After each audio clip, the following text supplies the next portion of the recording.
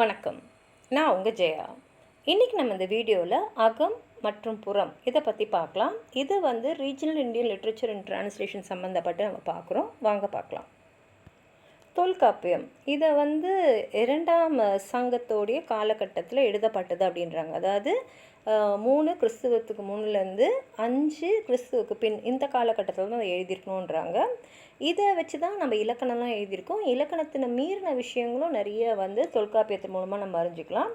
இது தமிழில் நம்ம செய்யுள் எது எழுதினாலும் அவங்களுக்கு ஒரு வழிகாட்டி அமைஞ்சிருக்கு.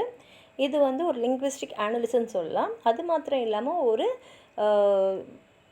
கலை படைப்பை நம்ம எப்படி ஏற்றுக்கணும், அதை ஆய்வு செய்யணும். அது மாத்திரம் இல்லாமல் செய்யுள் படைக்கிறவங்களுக்கு இது ஒரு வழிகாட்டி மாதிரி.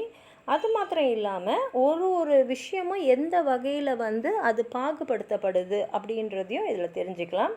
எல்லாத்துக்கும் மேலே இந்த வாழ்வியலை உலகளவில் வெளிப்படுத்துறதுக்கு தொல்காப்பியம் ஒரு வழிகாட்டினே சொல்லலாம். தொல்காப்பியம் செய்யுளை 2ஆக பிரிக்குது. ஒன்று அகம், இன்னொன்று புறம்.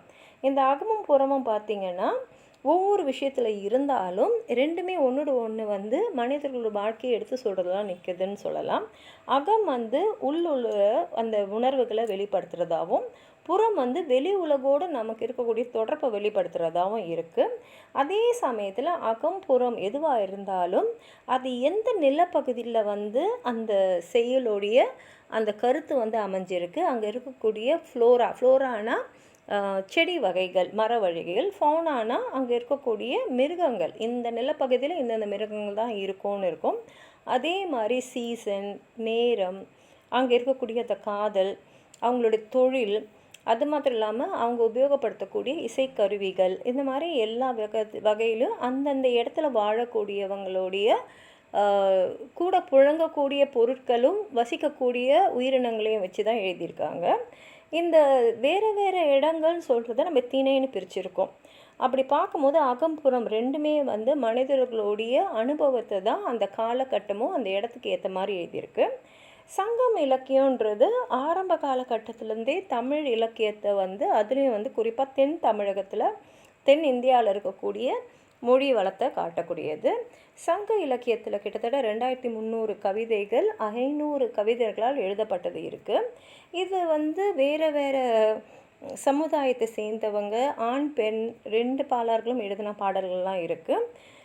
நம்ம படிக்கும் போது சங்க இலக்கியத்தில் எந்த அளவுக்கு உணர்வுபூர்வமான விஷயங்கள், அது மாத்திரம் இல்லாமல் போர், அதிகாரம், காதல், தெய்வம் எல்லாமே இந்த சங்கம் இலக்கியத்தில் பார்க்கலாம்.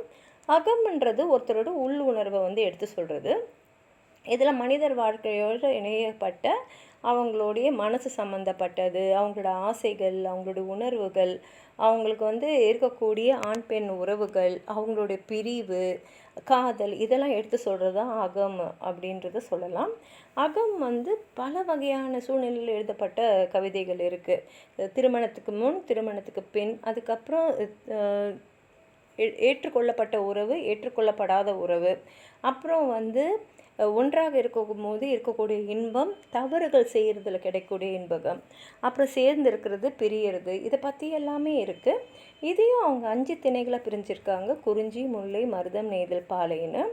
இது எதை சொல்லுதுன்னா, அந்த யாரை பற்றி அவங்க பாடல் எழுதுகிறாங்களோ அவங்க வாழ்கிற அந்த நிலப்பகுதியை பற்றி சொல்லுது.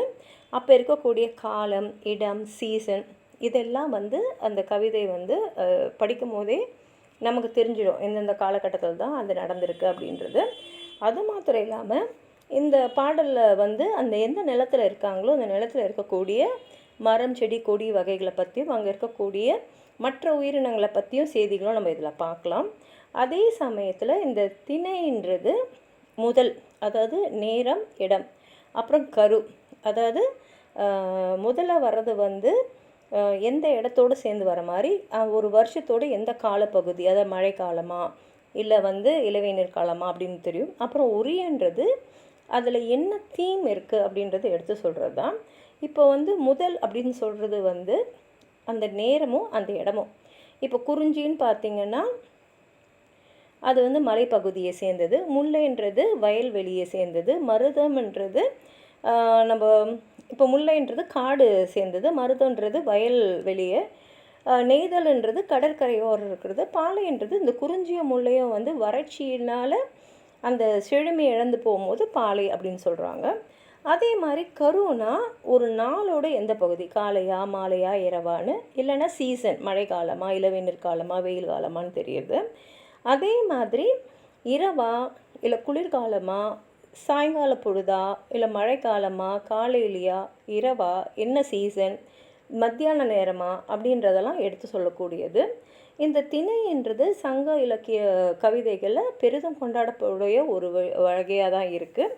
அதே சமயத்தில் சங்க இலக்கியத்தில் இன்னொரு வகையான இலக்கியமும் இருக்குது. அது வந்து ஏற்றுக்கொள்ளப்படாத உறவுகளை பற்றி சொல்கிறது. இது வந்து கைக்கலை, அதாவது வந்து நிறைவேறாத ஒரு காதல், அப்புறம் பெரும் திணைன்னு வருது. இது வந்து வெறும் காமம், இது வந்து ஒரு மிஸ்ட் மேட்ச் லவ் அப்படின்னு சொல்லுவாங்க. இதுவும் வந்து அந்த இலக்கியத்தின் மூலமாக வெளிப்படுது. ஆனால் வந்து சமுதாயத்தால் அங்கீகரிக்கப்படாத உறவை பற்றி இது சொல்லுது.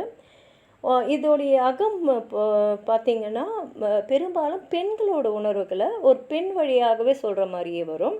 இங்கே வந்து அந்த தலைவி வந்து அவளுடைய தோழியோட உரையாடுறதும் அவங்களோட அறிவுரையை கேட்குற மாதிரி தான் பெரும்பாலான அகம் கவிதைகள்லாம் இருக்கும். அடுத்தது வந்து புறம்.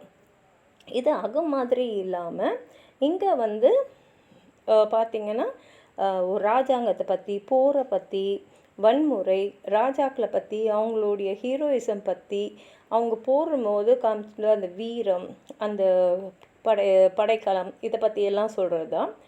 அதே சமயத்தில் பார்த்திங்கன்னா ராஜாக்கள் அவங்களுடைய வெற்றியை கொண்டாடுறது எல்லாமே இந்த மாதிரி புறக்கவிதைகள் வரும். புறமும் அகமாரியே 5 திணைகளாக பிரிச்சிருக்காங்க: வெற்றி, வஞ்சி, ஊழினை, தும்பை, வாகைன்னு. இதுலேயே முதல் கருப்பொருட்கள்லாம் புறம் மாதிரியே இருக்கும். புறம் அகம் ரெண்டுத்துலேயுமே ஒரே மாதிரி தான் இருக்கும்.